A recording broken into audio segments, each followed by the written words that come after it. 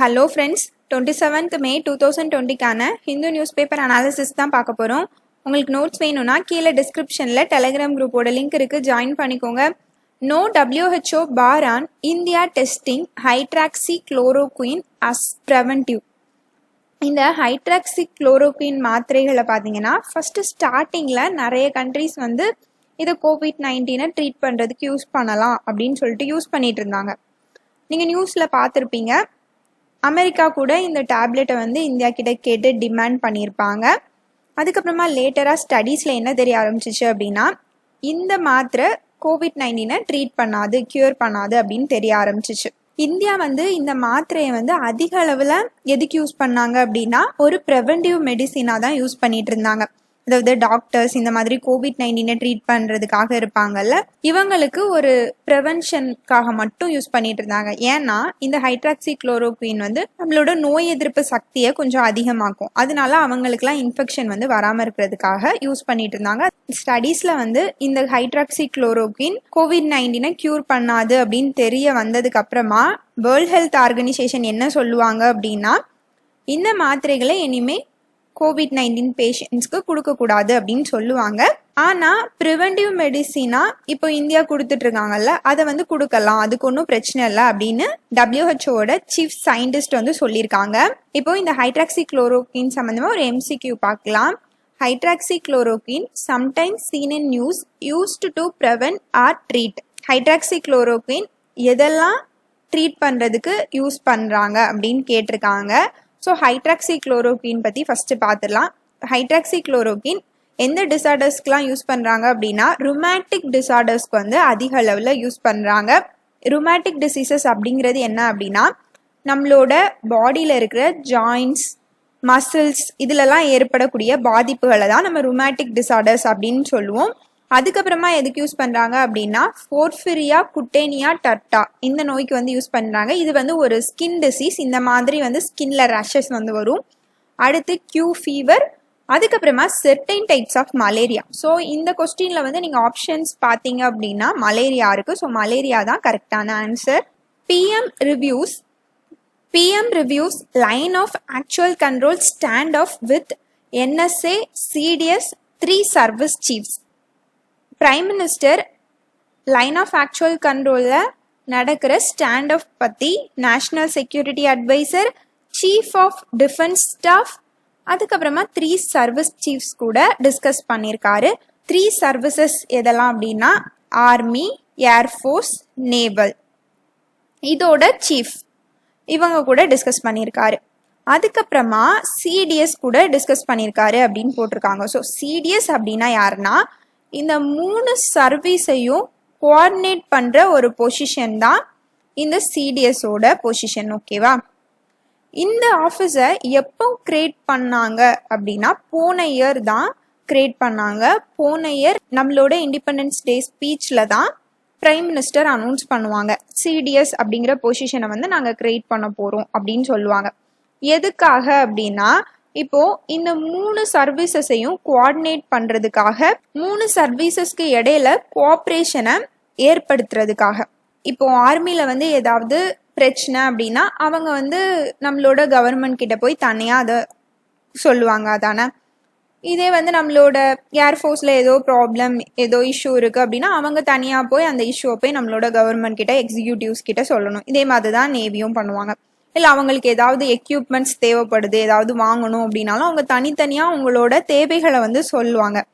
இதே இந்த 3ஐயும் கோஆர்டினேட் பண்ணி அதுக்குன்னு ஒரு ஹெட் இருக்கும்போது அவங்க எல்லார்கிட்டையும் ரிவ்யூஸ் வந்து கேட்டுட்டு, அவங்களோட இஷ்யூஸ்லாம் கேட்டுட்டு மொத்தமாக இந்த ஒரு ஆளே போய் எக்ஸிக்யூட்டிவ்ஸ் கிட்ட டீல் பண்ணிப்பாங்க. அதை இந்த மாதிரி பண்ணுறதுனால ப்ரொக்யூர்மெண்ட்டும் ஈஸியாக நடக்கும்.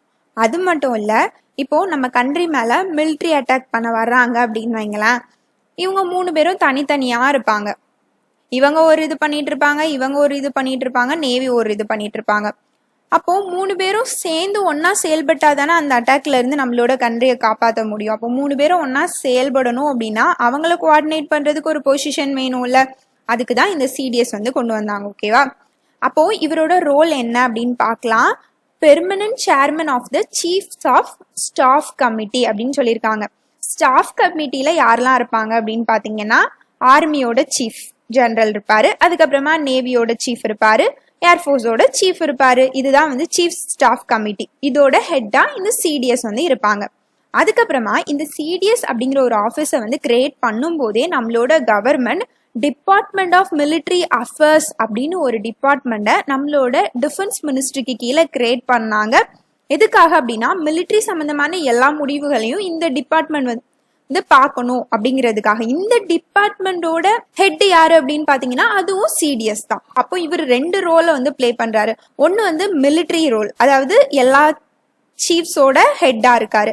அடுத்து ரோல் இன் த கவர்மெண்ட், ஏன்னா இவர் ஒரு மினிஸ்ட்ரிக்கு கீழே இருக்கிற டிபார்ட்மெண்ட்டுக்கு ஹெட்டா இருக்கிறாரு. அப்ப அது வந்து கவர்மெண்ட்ல அவருக்கு ஒரு ரோல் கொடுத்துருக்காங்க. இதனால என்ன பாசிட்டிவ் அப்படின்னு பாத்தீங்கன்னா எல்லா ஃபோர்ஸோட ஒர்க்கிங்கையும் நம்மளால கோஆர்டினேட் பண்ண முடியும். நமக்கு ஏதாவது ஒரு ஆபத்து வரும்போது நம்ம கோஆர்டினேட் பண்ணி செயல்பட முடியும். அடுத்து நம்மளோட ப்ரொக்யூர்மெண்ட்டை ஆப்டிமைஸ் பண்ண முடியும். சொன்னால ஈஸியாக வந்து ப்ரொக்யூர்மெண்ட்ஸ்லாம் நடக்கும். இப்போ இந்த கான்செப்ட் வந்து இப்போ போன வருஷம் தான் புதுசாக கொண்டு வந்திருக்காங்களா அப்படின்னு கேட்டிங்கன்னா இல்லை. இதோட ஸ்பார்க் வந்து எங்கேருந்து வந்துச்சு அப்படின்னா கார்கில் ரிவ்யூ கமிட்டியோட ரிப்போர்ட். கார்கில் வார் முடிஞ்சதுக்கு அப்புறமா அதை வந்து ரிவ்யூ பண்ணுறதுக்காக ஒரு கமிட்டி வந்து அப்பாயிண்ட் பண்ணியிருப்பாங்க. அந்த கமிட்டி வந்து கார்கில் வாரில் என்னென்ன மாதிரியான லூப் ஹோல்ஸ்லாம் இருந்துச்சு, நம்ம பக்கம் என்ன மாதிரியான வீக்னஸ்லாம் இருந்துச்சு, இதெல்லாம் வந்து சப்மிட் பண்ணியிருந்தாங்க. இந்த ரிப்போர்ட்டை 2001 குரூப் ஆஃப் மினிஸ்டர்ஸ் வந்து ரிவ்யூ பண்ணி பார்த்தாங்க. அப்படி என்னதான் அவங்க நெகட்டிவ்ஸ் வந்து கொடுத்துருக்காங்க அப்படின்னு. அந்த மாதிரி ரிவ்யூ பண்ணி பார்க்கும்போது அதுல இருந்த ஒரு விஷயம் என்ன அப்படின்னா நம்ம ஃபோர்ஸஸ் கிட்ட கோஆர்டினேஷன் இல்லை அப்படிங்கிறது தான். அப்போ 2001 இந்த சிடிஎஸ் அப்படின்னு ஒரு ஆஃபீஸ் வேணும் கோஆர்டினேட் பண்றதுக்காக அப்படிங்கிற ஒரு விஷயம் வந்து ஸ்டார்ட் ஆக ஆரம்பிச்சிடுச்சு. அடுத்து 2012 நரேஷ் சந்திரா கமிட்டி இவங்க வந்து ரெக்கமெண்ட் பண்ணினாங்க. இந்த மாதிரி எல்லா சீஃப்ஸ்க்கும் ஒரு பெர்மனண்டான சேர்மன் வேணும் அப்படிங்கிறத ரெக்கமெண்ட் பண்ணாங்க. அதுக்கப்புறமா retired lieutenant general DB Shekatkar committee இவங்களும் வந்து சிடிஎஸ் வேணும் அப்படின்னு ரெக்கமெண்ட் பண்ணியிருப்பாங்க. அதுக்கப்புறமா இந்த சிடிஎஸ் அப்படிங்கிற பொசிஷன் வந்து வர்றதுக்கு நிறைய பேர் வந்து எதிர்ப்புகளும் தெரிவிச்சாங்க. ஏன் எதிர்ப்புகள் வந்து தெரிவிச்சாங்க அப்படின்னா இவருக்கு வந்து 2 ரோல் கொடுக்குறாங்கல்ல. ஒன்று மிலிட்ரி ரோல் கொடுக்குறாங்க, ஓகே, அவர் வந்து military person, so military role கொடுக்குறாங்க, ஓகே. அதுக்கப்புறமா கவர்மெண்ட் ரோல் கொடுக்குறாங்க. ஸோ நிறைய பொலிட்டிக்கல் பார்ட்டிஸ் இதுக்கு வந்து அப்போசிஷன் வந்து தெரிவிச்சாங்க. எப்படி வந்து மிலிட்ரி வந்து கவர்மெண்ட்டுக்குள்ள வரலாம் அப்படிங்கிற அப்போசிஷனை வந்து தெரிவிச்சாங்க. அதுக்கப்புறமா இந்த சர்வீஸ் சீஃப்ஸ் இருக்காங்கல்ல இவங்களும் அப்போசிஷன் வந்து தெரிவிச்சாங்க. ஏன்னா சிடிஎஸ் வர்றதுக்கு முன்னாடி எப்படி இருப்பாங்க, ஆர்மியை வந்து ஆர்மியோட சீஃப் வந்து வழி நடத்திட்டு இருப்பாரு, அவரு தான் எல்லாமாவா இருப்பாரு. அதே மாதிரி நேவிக்கும் அதோட சீஃப் வந்து இருப்பாங்க, ஏர்ஃபோர்ஸ்க்கும் அதோட சீஃப் வந்து இருப்பாங்க. இப்போ அவங்களுக்கு மேல சிடிஎஸ் அப்படின்னு ஒரு பொசிஷன் வந்து வரும்போது அவங்களோட பவர்ஸ் வந்து கம்மியாகிரும் அப்படிங்கிறதுக்காக எல்லா சீஃப்ஸும் வந்து இதுக்கு எதிர்ப்பு தெரிவிப்பாங்க. இப்போ பிரைம் மினிஸ்டர் வந்து ரிவ்யூ பண்ணும்போது என்ன தெரிஞ்சிருக்கு அப்படின்னா இப்போ இருக்க சிச்சுவேஷன் வந்து ரொம்ப சீரியஸா இருக்கு அப்படின்னு சொல்லியிருக்காங்க.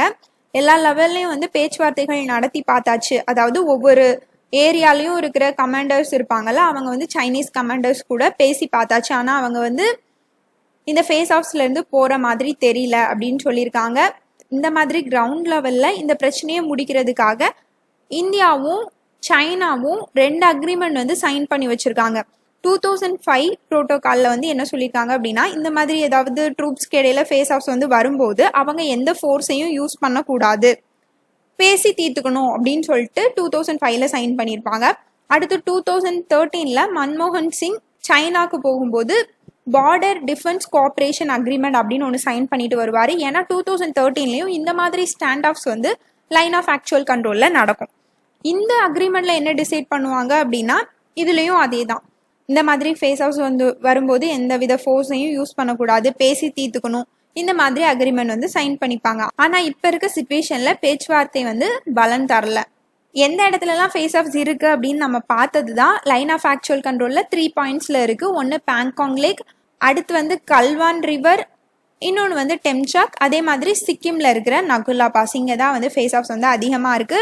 லைன் ஆஃப் ஆக்சுவல் கண்ட்ரோலில் ஃபேஸ் ஆஃப்ஸ் வந்து வர ரீசன் என்ன அப்படின்னு பார்த்தீங்கன்னா இந்த லைன் ஆஃப் ஆக்சுவல் கண்ட்ரோல் வந்து ஒழுங்காக டிமார்க்கெட் பண்ணாமல் இருக்கிறது தான்.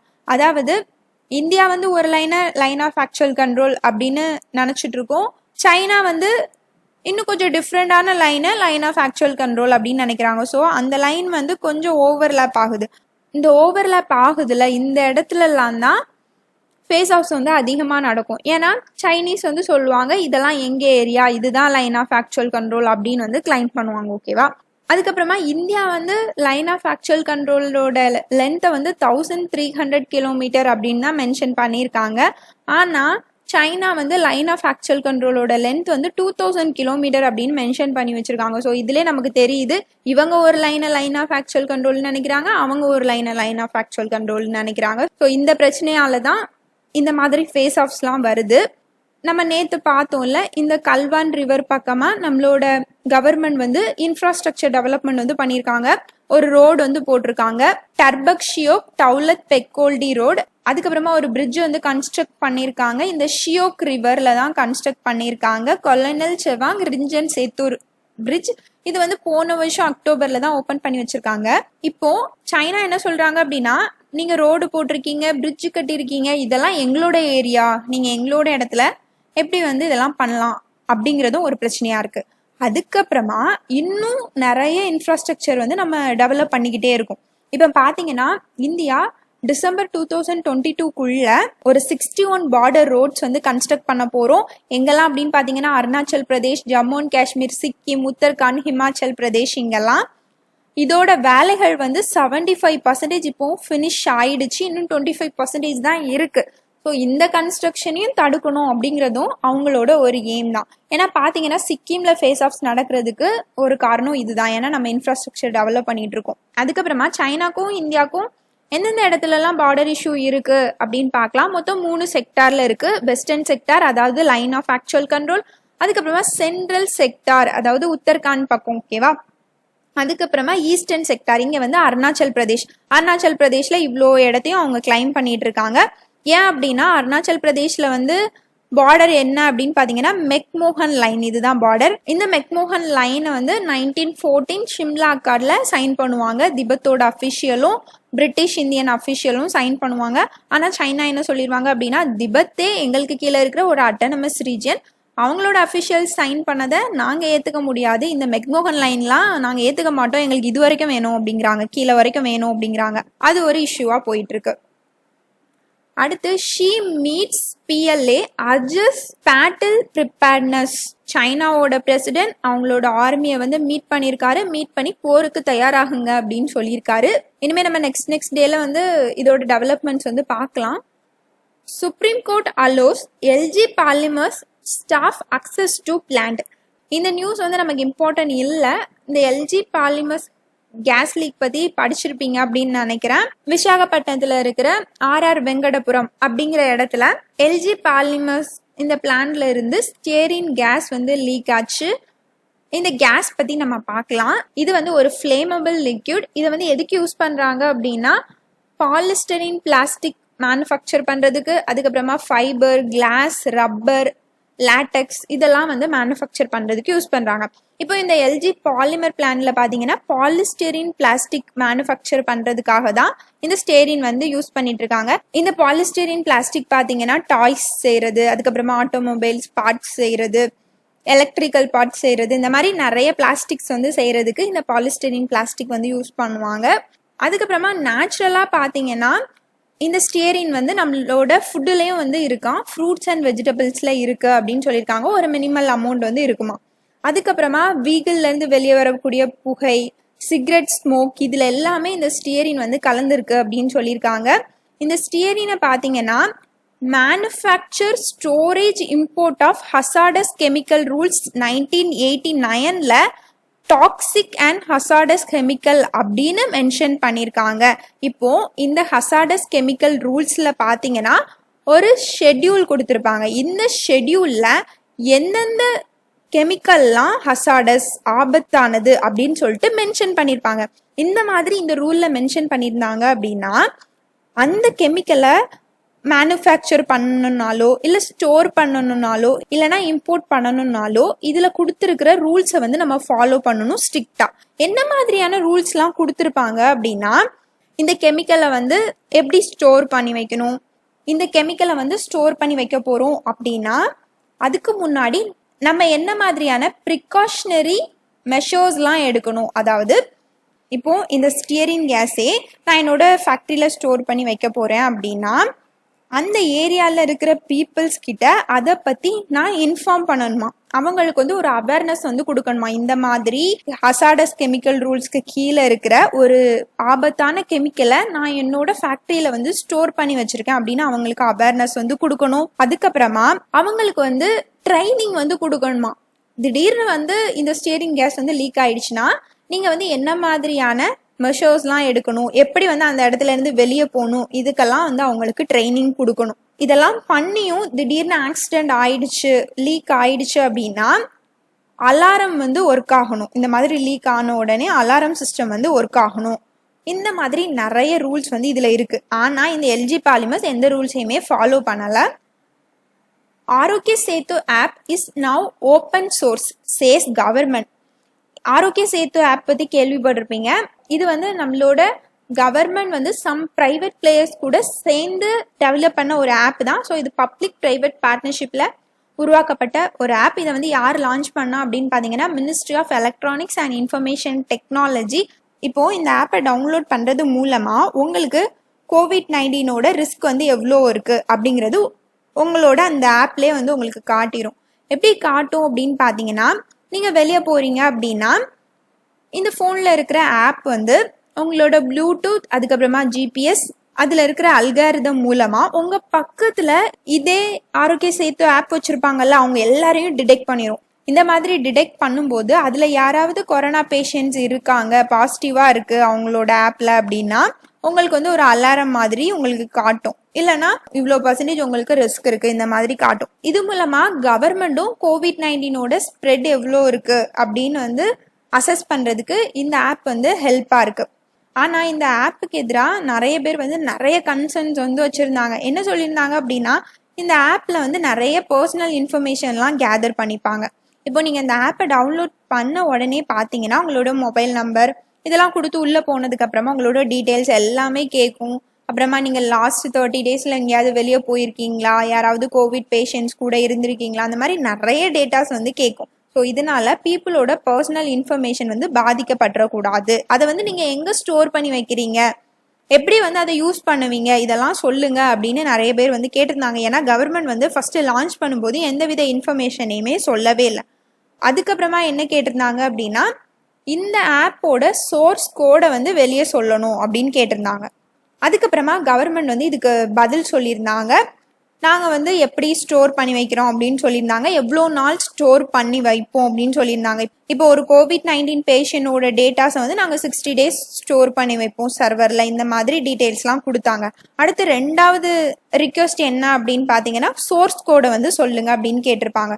சோர்ஸ் கோட் அப்படின்னா என்னன்னா, இப்போ ஏதாவது ஒரு ஆப் வந்து டெவலப் பண்றாங்க அப்படின்னா அதுக்கு வந்து ஒரு ப்ரோக்ராம் எழுதியிருப்பாங்கல்ல, இந்த ப்ரோக்ராம் தான் அந்த ஆப்போட சோர்ஸ் கோடு.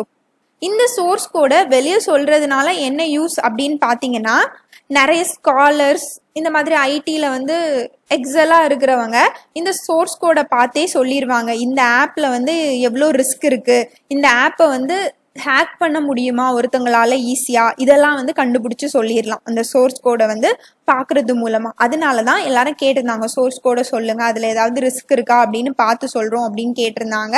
இப்போ வந்து ஆண்ட்ராய்டு அப்ளிகேஷனோட சோர்ஸ் கோடை மட்டும் வெளியே விட்டுருக்காங்க. ஏன்னா 98% இந்த ஆப்பை வந்து டவுன்லோட் பண்ணியிருக்கவங்க எல்லாமே ஆண்ட்ராய்டு யூசர்ஸ் தானா, அதனால ஆண்ட்ராய்டோட சோர்ஸ் கோடை இப்போ வெளியிட்டிருக்காங்க. ஆப்பிள் போன் iOS ஆப்போட சோர்ஸ் கோடை வந்து இன்னும் 2 வீக்ல வந்து வெளியிடுவோம் அப்படின்னு சொல்லியிருக்காங்க. இப்போ இவங்க வந்து பக் பவுண்டி ப்ரோக்ராம் அப்படின்னு ஒன்றை வந்து லான்ச் பண்ணியிருக்காங்க கவர்மெண்ட். பக் பவுண்டி ப்ரோக்ராம் அப்படின்னா என்னன்னா, இப்போ இந்த சோர்ஸ் கோடு இந்த ப்ரோக்ராமை வந்து வெளியிட்டிருக்காங்கல்ல, இந்த ப்ரோக்ராம்ல ஏதாவது வந்து ஹேக் பண்றதுக்கான வாய்ப்புகள் இருக்கா அப்படின்னு யாராவது கண்டுபிடிச்சு சொன்னா அவங்களுக்கு 3 லட்சம் ரூபாய் கொடுப்பாங்களாம். அதுக்கப்புறமா இந்த ஆப்பை வந்து இன்னும் டெவலப் பண்றதுக்கு ஐடியா கொடுத்தா 1 லட்சம் வரைக்கும் கொடுப்பாங்களாம். Security law not a threat to Hong. ஃப்ரைடே பார்த்தீங்கன்னா சைனாவோட பார்லிமெண்ட் ஒரு draft national security law for Hong அப்படின்னு ஒன்று கொண்டு வந்திருப்பாங்க. அதுக்கப்புறமா சைனாவோட நேஷனல் செக்யூரிட்டி ஏஜென்சிஸ் இருக்காங்கல்ல, இவங்கெல்லாம் இந்த ஹாங்காங்ல இருந்தும் செயல்படுவாங்க அப்படின்னு சொல்லுவாங்க. இதுக்கு ஹாங்காங் பீப்புள் எல்லாமே எதிர்ப்பு தெரிவிப்பாங்க. இது 1997 அக்ரிமெண்ட்டுக்கு அகெயின்ஸ்டா இருக்கு அப்படின்னு சொல்லுவாங்க. ஸோ 1997ல என்ன நடந்துச்சு அப்படின்னு பார்க்கலாம். இந்த ஹாங்காங் பார்த்தீங்கன்னா 1997 வரைக்கும் பிரிட்டிஷோட காலனியாக இருந்துச்சு. அதுக்கப்புறமா பிரிட்டிஷ் 1997 இவங்களுக்கு இண்டிபெண்டன்ஸ் வந்து கொடுக்குறாங்க. இண்டிபெண்டன்ஸ் கொடுத்துட்டு இவங்களை வந்து சைனாவோட கண்ட்ரோலுக்கு கொடுக்குறாங்க. சைனா கிட்ட இந்த ஹாங்காங்கை வந்து கொடுக்குறாங்க. இந்த ஹாங்காங் பார்த்தீங்கன்னா இங்கே மேலே இருக்கு பாருங்க, இந்த ரீஜியன் தான் ரொம்ப குட்டியாக தான் இருக்கும். நம்ம தமிழ்நாட்டை விட ரொம்ப குட்டியாக தான் இருக்கும். அப்போ சைனா கிட்ட பிரிட்டிஷ் வந்து இந்த ரீஜியன் வந்து கொடுக்குறாங்க. ஆனால் ஒரு கண்டிஷன் வந்து போடுறாங்க, ஒரு அக்ரிமெண்ட் வந்து போடுறாங்க. ஓகேவா? இந்த கண்டிஷன்ல என்ன சொல்றாங்க அப்படின்னா, ஹாங்காங்க வந்து உங்க கண்ட்ரோலுக்கு கீழே வச்சுக்கோங்க, ஆனா அவங்களுக்கு வந்து ஸ்பெஷல் பவர்ஸ்லாம் கொடுக்கணும். அதாவது அவங்களுக்கு வந்து executive, legislative, independent judicial power இது எல்லாமே அவங்களுக்கு கொடுக்கணும். ஆனா அவங்களோட டிஃபென்ஸ், ஃபாரின் அஃபேர்ஸ் இந்த ரெண்டையும் மட்டும் நீங்க பாத்துக்கோங்க அப்படின்னு சொல்லிட்டு அக்ரிமெண்ட் போட்டு கொடுப்பாங்க. அப்போ ஹாங்காங் பாத்தீங்கன்னா சைனாவோட ஸ்பெஷல் அட்மினிஸ்ட்ரேட்டிவ் ரீஜியனாக இருக்குது. அதாவது சைனாவோட 1 country 2 system இந்த பாலிசிக்கு கீழே தான் இந்த ஹாங்காங் வந்து இருக்கு. 1 country 2 system அப்படின்னா அவங்க வந்து சைனாவோட ஒரு ஏரியா தான், 1 country தான், ஆனால் 2 system. ஏன்னா சைனால பார்த்தீங்கன்னா வேற மாதிரியான கவர்மெண்ட் இருக்கும், ஒரே ஒரு பார்ட்டி தான் இருப்பாங்க, இந்த மாதிரி இருக்கும். ஆனால் ஹாங்காங் அப்படி கிடையாது. அங்கே வந்து நிறைய பார்ட்டிஸ் இருப்பாங்க. டெமோக்ரஸியில் எப்படி நிறைய பொலிட்டிக்கல் பார்ட்டிஸ் இருக்காங்களோ அந்த மாதிரி ஹாங்காங்லேயும் பொலிட்டிக்கல் பார்ட்டிஸ் வந்து இருப்பாங்க. ஸோ சைனாவோட அட்மினிஸ்ட்ரேஷன் வேற, ஹாங்காங்கோட அட்மினிஸ்ட்ரேஷன் வேற. ஸோ 2 system இந்த பாலிசிக்கு கீழே தான் இவங்க வந்து ஸ்பெஷல் அட்மினிஸ்ட்ரேட்டிவ் ரீஜனாக இருக்காங்க. இதே மாதிரி மக்காயு அப்படிங்கிற ரீஜியனும் சைனாவோட ஸ்பெஷல் அட்மினிஸ்ட்ரேட்டிவ் ரீஜியனா இருக்காங்க. இவங்க அப்படியே பார்த்தீங்கன்னா ஹாங்காங்குக்கு கீழே இருக்கிற இந்த குட்டி ஏரியா. இவங்க 1999 வரைக்கும் போர்ச்சுகீஸ் கிட்ட காலனியா இருந்திருக்காங்க. அதுக்கப்புறமா இந்த மாதிரி சைனாவோட ஸ்பெஷல் ரீஜனா இருக்காங்க. இப்போ ஹாங்காங் பீப்புள் ஏன் வந்து இந்த நேஷனல் செக்யூரிட்டி லாக்கு வந்து எதிர்ப்பு தெரிவிக்கிறாங்க அப்படின்னா, 1997 அக்ரிமெண்ட் படி ஹாங்காங் வந்து அவங்களோட நேஷனல் செக்யூரிட்டி லெஜிஸ்லேஷனை அவங்களே எனாக்ட் பண்ணிக்கலாம் அப்படின்னு ஒரு ப்ரொவிஷன் வந்து இருக்கு. அப்போ ஹாங்காங் வந்து என்ன கேட்குறாங்க அப்படின்னா, நீங்க எப்படி வந்து எங்களோட நேஷனல் செக்யூரிட்டி சம்பந்தமா லா வந்து மேக் பண்ணலாம், உங்களோட நேஷனல் செக்யூரிட்டி ஆர்கன்ஸ்லாம் எப்படி எங்களோட ரீஜன்ல வந்து இருந்து ஒர்க் பண்ணலாம் அப்படின்னு வந்து அதுக்கு எதிராக ப்ரொட்டஸ்ட்லாம் நடக்குது. இப்போ வந்து இந்த ஹாங்காங்கோட சீஃப் எக்ஸிக்யூட்டிவ் இவர் வந்து என்ன சொல்லியிருக்காரு அப்படின்னா, இந்த செக்யூரிட்டி லாவால எந்த பிரச்சனையும் இல்லை அப்படின்னு சொல்லியிருக்காரு. ஏன்னா சைனா வந்து நம்மளோட சிவில், லீகல், எக்கனாமிக் சிஸ்டம் இந்த மாதிரி எந்த ரைட்டையும் நம்ம கிட்ட இருந்து வாங்கிக்க மாட்டாங்க அப்படின்னு சொல்லியிருக்காங்க. இப்போ இந்த சீஃப் எக்ஸிக்யூட்டிவ் ஏன் சைனாக்கு சப்போர்ட் பண்றாரு? ஏன்னா ஹாங்காங்கோட சிஸ்டம் பார்த்தீங்கன்னா அங்கே வந்து எலெக்ஷன் எல்லாமே நடக்கும், அங்கே நிறைய பார்ட்டிஸ்லாம் இருப்பாங்க, அவங்களுக்குன்னு ஒரு ஹெட் இருப்பாங்க. இப்போ நமக்கு பார்த்தீங்கன்னா நம்மளோட பிரைம் மினிஸ்டர், பிரசிடென்ட் இருக்காங்கல்ல, அந்த மாதிரி அவங்களுக்கு ஒரு ஹெட் இருப்பாங்க. இவங்க தான் சீஃப் எக்ஸிக்யூட்டிவ். ஓகேவா? இந்த சீஃப் எக்ஸிக்யூட்டிவை யார் அப்பாயிண்ட் பண்ணுவா அப்படின்னு பார்த்தீங்கன்னா சைனா தான் அப்பாயிண்ட் பண்ணுவாங்க. அதே மாதிரி இங்கே நிறைய பார்ட்டிஸ் இருப்பாங்க, எலெக்ஷன் நடக்கும் அப்படின்னு சொன்னால எலெக்ஷன் நடக்கும். ஆனால் லெஜிஸ்லேட்டிவ் அசம்பிளி அதாவது பார்லிமெண்ட் இருக்குல்ல, அதில் வந்து மெம்பர்ஸில் பாதி பேரையும் யாரை செலக்ட் பண்ணுவா அப்படின்னா சைனாவோட ஒரு கமிட்டி தான் செலக்ட் பண்ணும். ஸோ சைனாவோட நாமினேஷன் வந்து ஹாங்காங்கில் வந்து இருக்க தான் செய்யுது. ஸோ சீஃப் எக்ஸிக்யூட்டிவ் வந்து இதனால எந்த பிரச்சனையும் இல்லை அப்படின்னு சொல்லியிருக்காரு. ஆனால் வந்து அங்கே ப்ரொட்டஸ்ட் வந்து நடந்துட்டு தான் இருக்கு. Fishery scheme has no relief component. நம்மளோட பிரைம் மினிஸ்டர் ஆத்ம நிர்பர் பாரத் அப்படின்னு சொல்லிட்டு ரிலீஃப் பேக்கேஜ் வந்து அனௌன்ஸ் பண்ணுவாரா, அதில் வந்து 20 lakh crore rupees வந்து ரிலீஃப் வந்து கொடுக்க போகிறோம் அப்படின்னு சொல்லுவார். யாருக்கெல்லாம் கொடுக்க போகிறோம் அப்படின்னு நம்மளோட finance minister 5 rounds of announcement வந்து கொடுப்பாங்க. இந்த அனௌன்ஸ்மெண்ட்ல 3rd round ஆஃப் அனௌன்ஸ்மெண்ட்ல அக்ரி மார்க்கெட்டிங் இந்த மாதிரிலாம் பேசியிருப்பாங்க. இதில் ஃபிஷிங் செக்டாருக்கும் ஒரு அனௌன்ஸ்மெண்ட் வந்து கொடுத்துருப்பாங்க. அதாவது பிரதன் மந்திரி மத்ஸ்ய சம்பத யோஜனா, இந்த யோஜனா மூலமா ஃபிஷிங் பீப்புள்ஸ்க்கு வந்து ஃபண்டு கொடுப்போம், ஸோ லோன் வந்து அலோகேட் பண்ணுவோம், இந்த மாதிரி சொல்லியிருந்தாங்க. ஸோ பிரதன் மந்திரி மத்ஸ்ய சம்பத யோஜனா இந்த ஸ்கீமை வந்து 2019-20 பட்ஜெட் வந்து அனௌன்ஸ் பண்ற டைம்ல தான் இந்த ஸ்கீமையும் வந்து இன்ட்ரடியூஸ் பண்ணாங்க. இந்த ஸ்கீமை வந்து யாரு மேனேஜ் பண்ணிட்டு இருக்கா அப்படின்னு பாத்தீங்கன்னா டிபார்ட்மெண்ட் ஆஃப் ஃபிஷரிஸ். இந்த ஸ்கீம் எதுக்காக கொண்டு வருவாங்க அப்படின்னா, ஃபிஷிங் செக்டார்ல இன்ஃப்ராஸ்ட்ரக்சரை வந்து டெவலப் பண்ணணும், அங்க வந்து மாடர்னைசேஷன் வந்து கொண்டு வரணும். ஃபிஷிங் செக்டார்லயும் நிறைய இன்ஃப்ராஸ்ட்ரக்சர் வந்து தேவைப்படும் இல்ல. இப்போ அவங்க மீன் பிடிக்க போயிட்டாங்க அப்படின்னா பிடிச்சிட்டு வந்ததுக்கு அப்புறமா அதை ஸ்டோர் பண்ணி வைக்கிறதுக்காக ஸ்டோரேஜ் பிளேசஸ் வந்து தேவைப்படும். மீன் பிடிக்க போறதுக்கு தேவையான எக்யூப்மெண்ட்ஸ் இந்த மாதிரி இன்ஃப்ராஸ்ட்ரக்சர்லாம் அங்கேயும் வந்து தேவைப்படும் இல்ல. இந்த இன்ஃப்ராஸ்ட்ரக்சர்லாம் டெவலப் பண்ணுறதுக்காக தான் இந்த ஸ்கீம் மூலமாக ஃபிஷர்ஸ்க்கு ஃபண்ட் வந்து கொடுப்பாங்க. ஆனால் இந்த அனௌன்ஸ்மெண்ட்டுக்கு கொஞ்சம் கன்சர்ன்ஸும் தெரிவிச்சிருக்காங்க ஃபிஷர்ஸ். என்ன சொல்லியிருக்காங்க அப்படின்னா, இந்த அனௌன்ஸ்மெண்ட் மூலமாக எங்களுக்கு டைரெக்டாக கேஷ் வந்து கிடைக்காது, ஸோ இந்த பேக்கேஜ் வந்து உடனடியாக பலன் தராது அப்படின்னு சொல்லியிருக்காங்க. இது வந்து சின்ன ஃபிஷர்ஸ்க்கு ஹெல்ப் பண்ணாது உடனடியாக, அவங்களுக்கு இப்போ தேவைப்படுறது கேஷ் தான் அப்படின்னு வந்து சொல்லியிருக்காங்க. ஸோ இன்றைக்கி நியூஸ் அவ்வளோதான் ஃப்ரெண்ட்ஸ். Thank you so much.